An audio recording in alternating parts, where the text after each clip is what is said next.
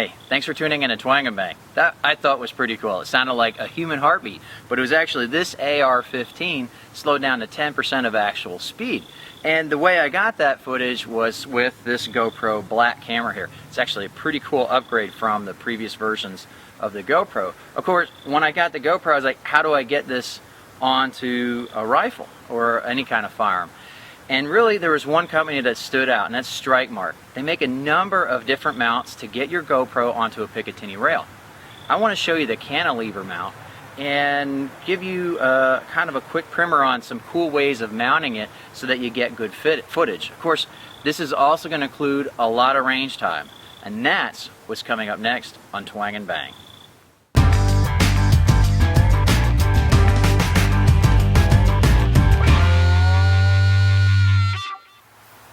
This is the Strikemark Cantilever GoPro mount.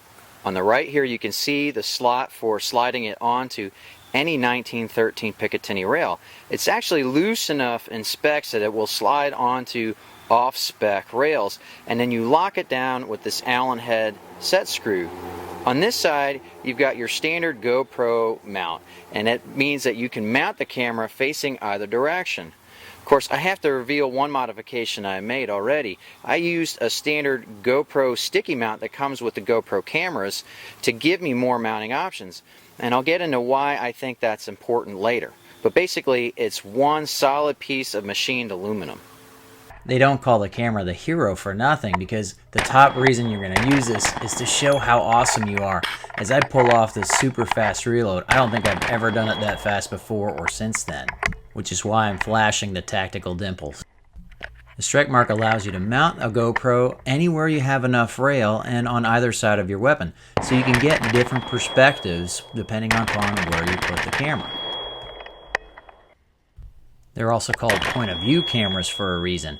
Here I have the Strikemark mounted all the way back near the magwell, and that gives a really cool point of view with a lot of the rifle in view, anchoring your perspective on the rifle as I move from low ready into a shooting position. If I mounted the GoPro out closer to the muzzle, you'd really have a hard time watching because there'd just be so much movement in the visual field with not enough of the rifle to anchor you.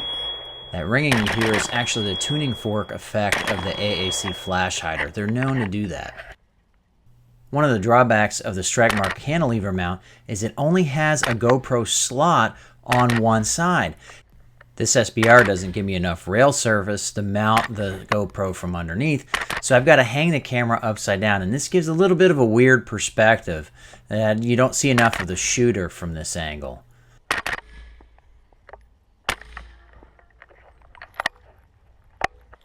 Here's point of view with the camera mounted upside down again, and as you can see, this is not a natural perspective. Your eyes would never be here when you're firing a weapon. So it really is a drawback having only that one slot. The Strikemark would be a lot more useful if you could mount the camera on either the top or the bottom of the cantilever.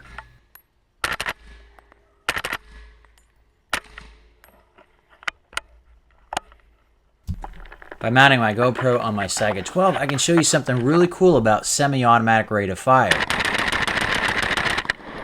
That was 12 rounds in 1.21 seconds, semi-automatic. That means that my finger has a rate of fire of 600 rounds per minute. Relax, ladies, I'm already married. But it just goes to show you that semi-automatic fire can be just as fast as fully automatic and just as useful in a weapon that only holds 20 or 30 rounds in a magazine. And mounting the camera to the Saga really helps to drive the point home. Here's a great example of the power of the point of view camera. When seen from afar, running these plates looks almost boring. But when you see it from my point of view using the GoPro, you get a much better idea about what it takes to get this done. Some weapons like this crossbow have enough of a scope rail that it allows you to mount a GoPro in line with the optic. This gives an awesome perspective when filming a hunt, but it also allows you to diagnose certain things with your crossbow, such as how the arrow is flying. The biggest advantage the Strikemark has going for it is it's just a simple piece of machined aluminum. There really isn't much that can go wrong with this. Of course, that also is its biggest drawback. It really needs to be a quick detach system to have maximum usefulness, and I'll show you why. First of all, in order to get it onto a Picatinny rail, you have to slide it on from one of the ends. And that means that your Picatinny rail has to be clear from one end all the way to where you want to mount it. The other issue is there's really no way of making sure that this is mounted tightly on the sides of the rail. You've got a set screw in the middle, and once you cinch that down, you can still get rocking of the mount. And this can be a real noticeable rock on some rails that aren't true Picatinny specs, like on the crossbow that you saw there.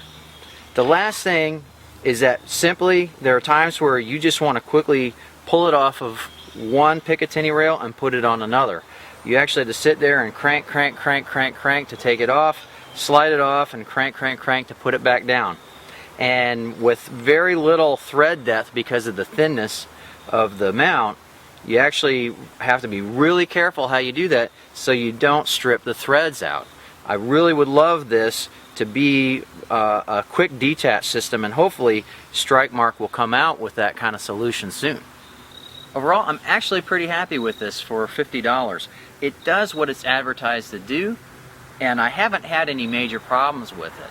If you want to learn more about the Strikemark GoPro mounts, click on the link in the video description below. If you like this video, please click the like button and tell YouTube about it. It really helps me out. Be sure to subscribe so you catch my next videos on bows and guns and other cool things. I really appreciate you watching Twang and Bang, and I hope to see you next time.